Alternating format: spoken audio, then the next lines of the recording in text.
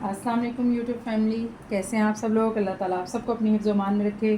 तो जी YouTube family में आज आप लोगों के लिए व्यूअर्स लेकर आई हूँ पेंट ट्राउज़र की कटिंग बहुत ही आसान मेथड के साथ, ताकि आप सब लोग जो घर बैठी हुई मेरी बहनें हैं वो भी इसकी कटिंग जो है आसानी के साथ कर सकें। बस आप लोगों से मेरी रिक्वेस्ट है कि प्लीज़ मेरी वीडियो को एंड तक देखिएगा, ताकि आप कोई भी पार्ट मिस ना कर सकें। और मेरी वीडियो को लाइक ज़रूर कीजिएगा, कमेंट कीजिएगा, शेयर कीजिएगा और प्लीज़ मेरे चैनल को ज़रूर सब्सक्राइब कीजिएगा। तो चलिए व्यूअर्स, अब हम स्टार्ट करते हैं अपने पेंट ट्राउज़र की कटिंग। तो व्यूअर्स, पेंट ट्राउज़र के लिए हमें ये करना होता है कि नॉर्मल ट्राउज़र्स की जब हम कटिंग करते हैं तो 4 फोल्ड में रखते हैं, लेकिन पेंट ट्राउज़र के लिए हमें पहले सिर्फ फ्रंट पार्ट की कटिंग करनी है, उसके बाद हमें इसके बैक पार्ट की कटिंग करनी है। तो हमें फैब्रिक को इस तरह से बिछा लेना है डबल फोल्ड करके, और सबसे पहले हमें जो मार्किंग करनी है वो हमें करनी है नेफे के लिए 2 इंच पर।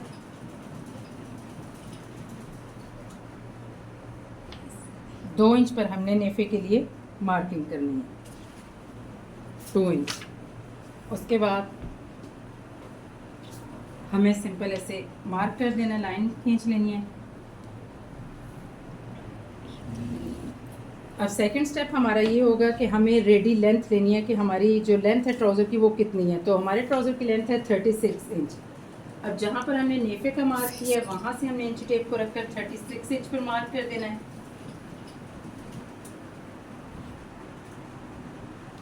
इस तरह से इधर भी मार्किंग कर देंगे 36 पर, और इसको भी हम लाइन लगा देंगे जी व्यूअर्स। तो ये हमने तैयार लेंथ के लिए मार्क कर दिया। अब इससे नीचे हमें 3 इंच पर मार्किंग करनी है, जो हमारा पांचा फोल्ड होगा पेंट ट्राउज़र का। 3 इंच का हमने मार्जिन लेना होता है, यहाँ से हमारा पांचा फोल्ड होगा। उसके बाद आपने ये देखना होता है व्यूअर्स कि आपकी मयानी कितनी है। आपकी जितनी भी मयानी होगी वो मयानी का मार्क हमने यहाँ पर करना है। अब हमारे पास जो मयानी है वो 14 इंच पर है, तो यहाँ से हमने 14 इंच पर मार्क कर देना है। और इसमें हमने कोई मार्जिन नहीं लेना है। हम जो फ्रंट पार्ट कटिंग कर रहे हैं उसका कोई मार्जिन नहीं आएगा, इसका टोटल मार्जिन हमारे बैक पार्ट पर आएगा। उसके बाद 14 इंच की जहाँ से आपने म्यानी का मार्क किया है वहीं पर रखकर हमने दोबारा से फिर से 14 इंच पर यहाँ पे मार्क करना है। ये हमने एक बॉक्स बनाना है। और इसी तरह से हमने जहाँ पे नेफे का मार्क किया हुआ है वहाँ से भी हमने 14 इंच पे मार्क कर देना है।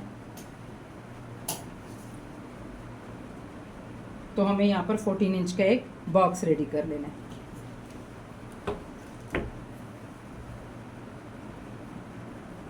मेरी कोशिश रहती है व्यूअर्स कि मैं आपको आसान से आसान मेथड के साथ सिखा सकूं, ताकि आपको मेरी वीडियो आसानी से समझ आ सके। ये हमने एक 14 इंच का बॉक्स तैयार कर लिया। अब उसके बाद हमने क्या करना है कि 14 इंच का जो हमने बॉक्स तैयार किया है उस बॉक्स से आगे कर हमें 2 इंच पर मार्क करना है, एक लाइन बना लेनी है, 2 इंच पर बनानी है। ठीक हो गया। अब ये जो हमने मार्क किया ये हमने क्रॉच एरिया के लिए किया है, यानी कि हमारी जो म्यानी की कटिंग है क्रॉच एरिया वो यहाँ से होगी, ये कर लिया। अब इसके बाद हमारा जो नेक्स्ट स्टेप है व्यूअर्स वो ये है कि हमने अब जो यहाँ पे पांचे के लिए मार्किंग करनी है। तो पांचे के लिए आपने क्या करना है कि यहाँ पे जो आपने 14 इंच का बॉक्स बनाया हुआ है, सॉरी व्यूअर्स, जहाँ पर जो हमने 14 इंच का बॉक्स बनाकर उससे आगे 2 इंच का हमने मार्जिन दिया था, यानी कि 16 इंच। तो 16 इंच के हाफ पर हमने निशान लगा देना। तो 16 इंच का हाफ 8 इंच है, तो हमने यहाँ पर 8 इंच पर निशान लगा दिया। उसके बाद आप नीचे पांचे वाली साइड पे आ जाएं, तो यहाँ से भी आपने इंची टेप को रखना है और 8 पर निशान लगा देना है, 8 इंच। इसी तरह से यहाँ से भी आपने 8 इंच पर निशान लगा देना है। ये आपने 3 निशान लगा देने हैं। उसके बाद आपने स्केल से इस निशान को एक लाइन लगा देनी है इस निशान से। ये व्यूअर्स, ये सिर्फ बिगनर्स के लिए ये लाइन लगाना मस्ट है। बाकी जो लोग कटिंग करते रहते हैं उनके लिए ये लाइन लगाना मस्ट नहीं है। ये लाइन लगाने का मकसद सिर्फ इतना सा है कि जो बिगनर्स होते हैं वो आसानी से ये चीज़ सीख सकें। और दूसरा, अब हमें जो पांचे के लिए एक चाहिए होता है कि हमने पांचा रखना है तो हम कहाँ से रखें, तो उसके लिए भी ये मार्क बहुत इंपॉर्टेंट है। अब हमारा जो पांचा है वो 7 इंच पर है, तो अब हमने 7 इंच पे मार्किंग कैसे करनी है। यहाँ पे इसी मार्क के हाफ इंच पे हम इधर मार्क करेंगे, 3.5 पे हमने इधर से मार्क कर देना है और 3.5 पे हमने इधर से मार्क कर देना है। तो ये हमारा टोटल पांचा आ जाएगा 7 इंच का। जी व्यूअर्स, ये मार्क करने के बाद आपने शेप पट्टी ले लेनी है। ये आपको किसी भी शॉप से बआसानी मिल सकती है। और ये आपके पास होना बहुत ज़रूरी है शेप पट्टी, इसी के साथ आपकी शेप बहुत अच्छी आ जाती है ट्राउज़र की। तो पहले हम म्यानी वाली साइड पे यहाँ से रखेंगे इसको शेप पट्टी को और इस तरह से मार्क लगा देंगे।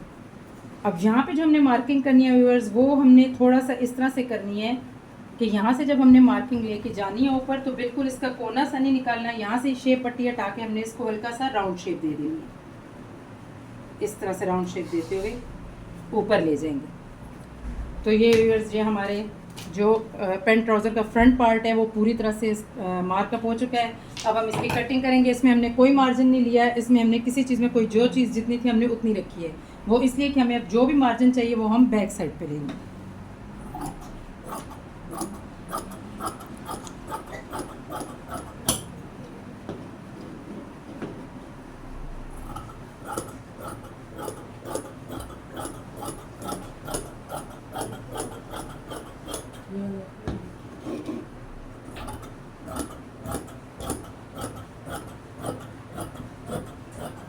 व्यूअर्स, यहाँ से जब आपने कटिंग करनी है तो आपने कैंची को बिल्कुल कोना इसका नहीं निकालना। आपने कैंची को हल्का सा सीधा कर लेना और इस तरह से राउंड में कटिंग लेके जानी है।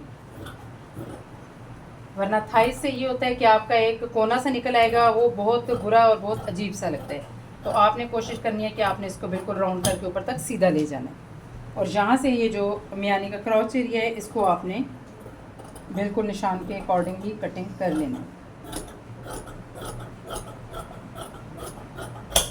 जी व्यूअर्स, ये आप देख सकते हैं ये हमारे पेंट ट्राउज़र के फ्रंट पार्ट की कटिंग हो चुकी है। अब हम इसके बैक पार्ट की कटिंग करेंगे। तो उसके लिए हमें सबसे पहले क्या करना है, फ्रंट पार्ट को हटाएं और ये बैक पार्ट को आपने उसी तरह से डबल फोल्ड करके रख लेना। आपने मेरी वीडियो को एंड तक देखना है ताकि आप कोई भी पार्ट मिस ना कर सकें। कुछ टिप्स होती हैं जो आप लोग को बतानी होती हैं। अब इसमें ये चीज़ है व्यूअर्स, मैं आपसे ये कहूँगी कि जब भी आप बैक पार्ट की कटिंग करें तो ये जहन में रखें कि आपने बैक पार्ट